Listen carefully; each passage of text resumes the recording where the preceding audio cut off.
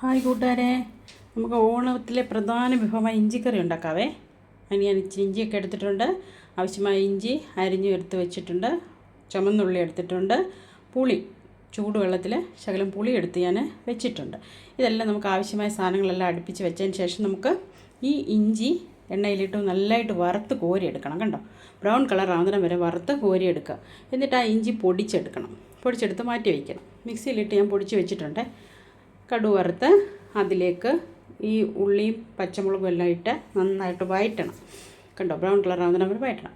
അതിലേക്ക് ആവശ്യമുള്ള ഒരു ശകലം മുളക് പൊടി, മഞ്ഞൾപ്പൊടി, മല്ലിപ്പൊടി ഇത്രയും ചേർത്ത് ഒന്ന് ഇളക്കി ആവശ്യമായ പുളിവെള്ളം, എത്രത്തോളം പുളി വേണമെന്ന് വെച്ചാൽ അത്രയും പുളി ചേർക്കുക.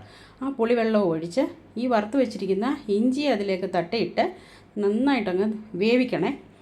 ആവശ്യത്തിന് ഉപ്പ്, കായപ്പൊടി, ഉലുവാപ്പൊടി എല്ലാം ആവശ്യത്തിന് ചേർക്കുക. മധുരം കൂടെ വേണ്ടേ, ഒരു ശകലം മധുരം ചേർക്കണേ.